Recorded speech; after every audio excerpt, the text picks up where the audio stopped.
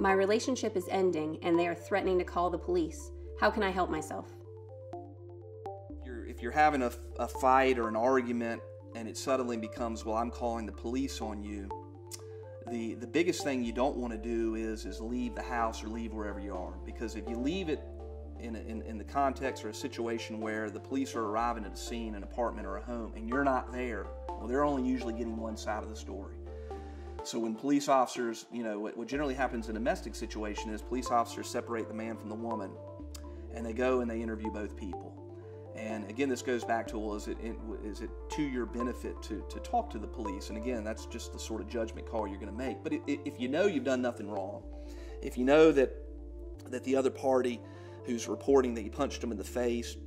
or strangled him or hit them with some sort of blunt object, if you know that they don't have any sort of injuries that would represent some sort of physical force like that,